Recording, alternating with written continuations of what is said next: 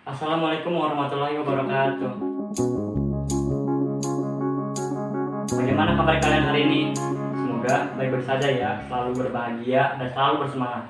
Sebelum memulai pelajaran pada hari ini, alangkah baiknya kita berdoa terlebih dahulu.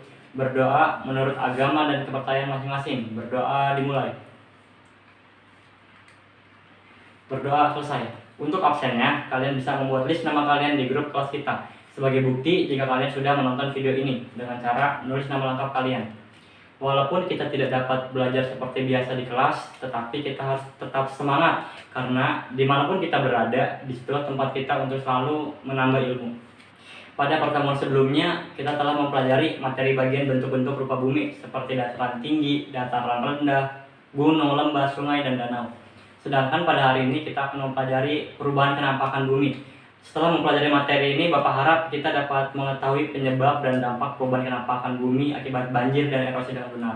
Seperti yang kita ketahui bersama, jika curah hujan tinggi, sungai yang dangkal tidak dapat memuat air hujan. Sungai yang akan meluap sehingga menimbulkan banjir di sekitarnya. Namun demikian, hujan bukanlah faktor satu-satunya yang menyebabkan banjir. Faktor lainnya adalah kegiatan manusia. Manusia banyak yang membuang sampah sembarangan sehingga mengurangi daerah resapan air. Hal ini menyebabkan air hujan tidak dapat tertampung di sungai atau tanah. Air yang tidak dapat tertampung tersebut akan meluap dan terjadilah banjir. Tentunya hal ini akan berdampak pada aktivitas masyarakat yang akan terhambat, adanya masalah kesehatan dan kesulitan air bersih. Berbicara mengenai air, sebenarnya air sangat bermanfaat bagi umat manusia, tetapi akan berdampak buruk juga jika tidak dikelola dengan baik. Seperti tidak adanya daerah resapan air sehingga air yang menyerap ke dalam tanah sedikit. Air yang mengalir merupakan salah satu penyebab pelapukan dan erosi. Apakah erosi itu? Nah, erosi atau pengikisan tanah adalah terkikisnya lapisan tanah oleh air ataupun angin. Sekarang kita akan mengamati perbandingan antara tempat yang ditanami tumbuhan dengan tempat yang tidak ada tumbuhan. Di sini terdapat dua botol. Botol pertama hanya berisi tanah, sedangkan botol kedua ada tanah yang ditanami oleh tanaman. Kita coba melakukan percobaan ke botol pertama.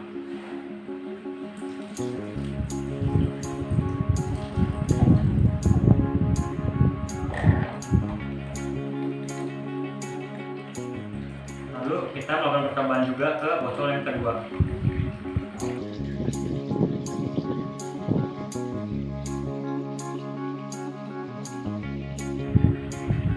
Nah, dapat kita lihat bersama terdapat perbedaan antara botol yang terdapat tanaman dan juga botol yang tidak terdapat tanaman. Botol pertama airnya lebih keruh dari air yang berada di botol kedua. Hal ini karena di botol pertama terjadi erosi intensif sehingga partikel tanah terbawa oleh air. Sedangkan air pada botol kedua lebih jernih karena erosinya sangat sedikit.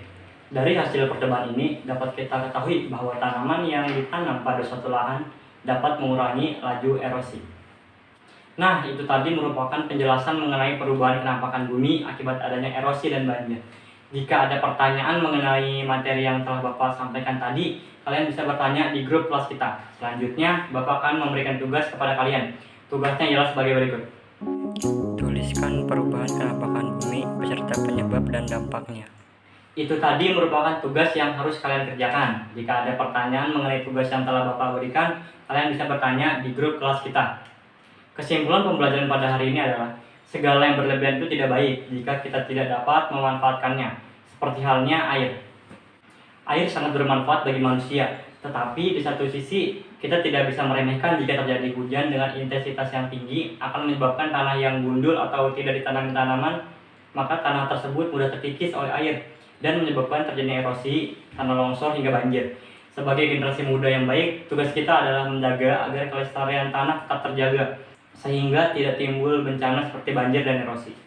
Beberapa cara untuk menanggulangi banjir dan erosi adalah seperti kita tidak boleh menebang hutan sekalian. Kita juga harus melakukan penghijauan kembali tanah yang gundul, pengadaan hutan lindung di lereng gunung, pembuatan teras sharing atau sengkedan pada tanah yang miring.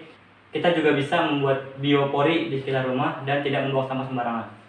Itu saja pembelajaran pada hari ini. Semoga apa yang kita pelajari dapat bermanfaat bagi kita semua. Jangan lupa untuk mempelajari materi yang akan kita pelajari besok, yaitu pembelajaran 2. Mungkin itu saja yang dapat Bapak sampaikan. Kurang lebihnya mohon maaf. Sebelum kita mengakhiri kegiatan pada hari ini, alangkah baiknya kita berdoa. Berdoa menurut agama dan kepercayaan masing-masing. Berdoa dimulai. Berdoa selesai. Assalamualaikum warahmatullahi wabarakatuh.